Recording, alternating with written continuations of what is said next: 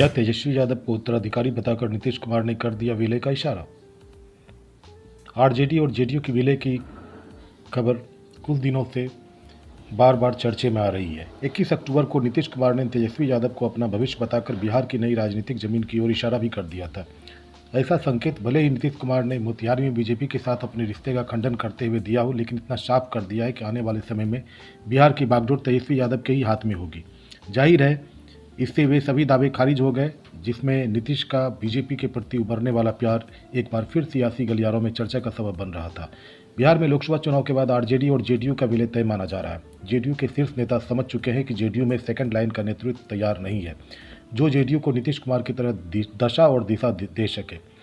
इसलिए नीतीश कुमार काफ़ी समय से समाजवादियों को इकट्ठा करने को लेकर मशक्कत करने की कोशिश में जुटे हुए हैं।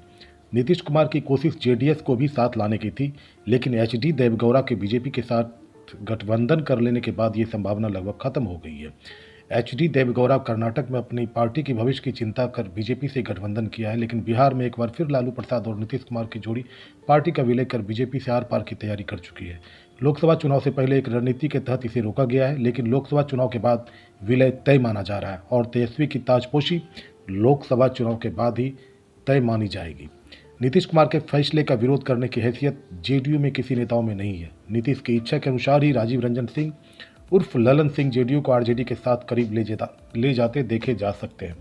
मनोज झा प्रकरण में ललन सिंह के बयान लालू प्रसाद के बयान से ही मिलते जुलते देखे गए थे। जाहिर है, आनंद मोहन सिंह को जेल से निकालने में नियमावली में परिवर्तन करने वाली जेडीयू मनोज झा द्वारा राज्यसभा में पढ़ी गई कविता का समर्थन करती देखी गई और आनंद मोहन का साफ तौर पर साथ देने से किनारा कर लिया। सेकंड लाइन के दो दिग्गज नेता ललन सिंह और विजेंद्र यादव जेडीयू और आरजेडी के विलय के पक्ष में हैं, ऐसा कहा जा रहा है। वहीं संजय झा और विजय चौधरी सरीखे नेता नीतीश के फैसले का विरोध करने का मादा नहीं रखते हैं। जानकारों के मुताबिक संजय झा और विजय चौधरी आरजेडी के साथ विलय के बाद भी पार्टी में बेहतर तरीके से समाहित हो जाएंगे। ऐसा कहा जा रहा है कि इस पूरी कवायद से जेडीयू के एक बड़े नेता अशोक चौधरी को परहेज है। दरअसल अशोक चौधरी दलित समाज से आते हैं और नीतीश कुमार के बाद जेडीयू में वो सबसे बड़े जनाधार वाले नेता की कतार में खुद को खड़ा करते हैं। जाहिर है, आरजेडी और जेडीयू के विलय की बात से सबसे ज़्यादा नाराजगी अशोक चौधरी के भीतर ही बताई जा रही है।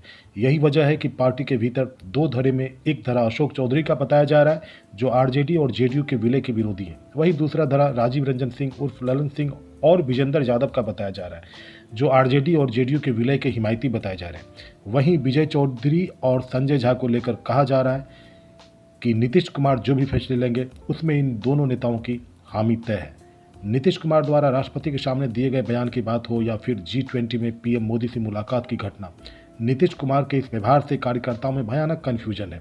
नीतीश पार्टी को किधर ले जाना चाहते हैं, इसको लेकर पार्टी के भीतर संशय समाप्त होने का नाम नहीं ले रहा है।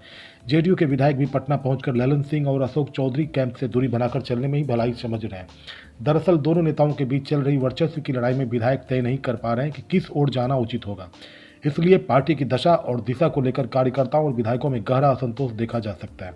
वहीं जेडीयू के 16 सांसदों में भी टिकट कटने को लेकर उहापोह की स्थिति है। जाहिर है, जेडीयू के साथ 6 पार्टियों के गठबंधन से माहौल में परिवर्तन हुआ है। ऐसे में वर्तमान कितने सांसदों का टिकट कटेगा, इसको लेकर रस्साकसी तेज है। इतना तय है कि भविष्य के सारे फैसले विलय को ध्यान में रखकर ही लिया जाना है। सूत्रों के मुताबिक इंडिया गठबंधन लोकसभा चुनाव में हारे या जीते, लेकिन विलय की पटकथा तैयार है। इसकी औपचारिक घोषणा शेष रह गई है। ऐसे में जो नए माहौल में फिट होगा उसे पार्टी में जगह दी जाएगी। वहीं विरोध करने वालों को चिन्हित कर उन्हें किनारा किया जाना तय है। इसी तरह की और भी तमाम खबरों को सुनने के लिए, देखने के लिए आपसे गुजारिश है कि आप हमारे संपूर्ण पब्लिक न्यूज़ के इस चैनल को सब्सक्राइब करें और खबर को लाइक शेयर ज़रूर करें। बहुत बहुत धन्यवाद।